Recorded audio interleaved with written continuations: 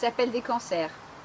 Mais si on mélange du bleu avec du glutamate, eh ben ça fera 4 fois plus dangereux. Donc on devient beaucoup plus énervé. Maintenant réfléchissons un petit peu plus.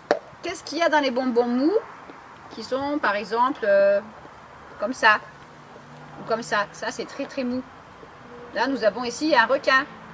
C'est quoi qui rend le bonbon mou les enfants? C'est quoi l'ingrédient secret?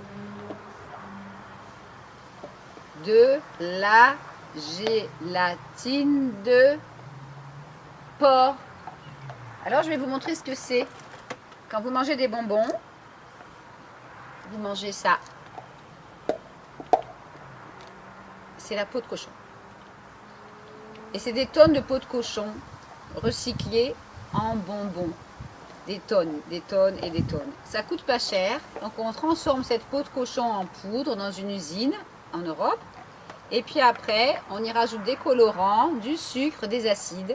Et on fait couler ça dans des moules en forme de poisson, de cœur, de langue, acide, de crocodile, de petits oursons, de bananes, de framboises, tout ce que vous imaginez. Et ça fait des bonbons. Donc ça, c'est vendu à peu près 5 € le kilo en poudre. Et ça, c'est revendu jusqu'à 35 € le kilo l'été sur les marchés où on vous offre des bonbons au kilo. On vous vend des bonbons au kilo avec un ballon. Et là, les bonbons, il n'y a pas marqué les ingrédients parce que c'est de la vente à emporter. Donc les enfants se disputent pour manger le crocodile jaune, le crocodile rouge ou le crocodile vert, alors que c'est tous de la gélatine de porc avec des colorants artificiels qui pourraient être dangereux pour la santé et du sucre. Donc ça, c'est pas très bon pour la santé. Quand on arrête d'en manger, ça va mieux. Donc ça, c'est la gélatine de porc. On mélange tout ça avec des acides aussi. Et quand on ne met pas de gélatine, on peut en faire des sucettes. Il y a toutes les formes, il y a toutes les couleurs. Et ça donne envie. Mais le colorant, il va aussi dans la tête et partout dans le corps. Donc essayez de faire une expérience chez vous, de faire fondre une sucette dans de l'eau chaude. Et puis essayez de dire à vos parents que si vous arrêtez d'en manger, peut-être que vous seriez plus sage. Je vous conseille sinon de faire la chasse aux additifs avec une loupe, de chercher les colorants. Donc ici on a du E133 encore, du E104, du E124. Et surtout d'aller lire sur l'emballage. Donc si on prend ça par exemple, on voit que là c'est écrit très gros, c'est beau la vie, mais pour qui? Pour les grands et pour les petits. Et là on voit les ingrédients blancs sur transparent.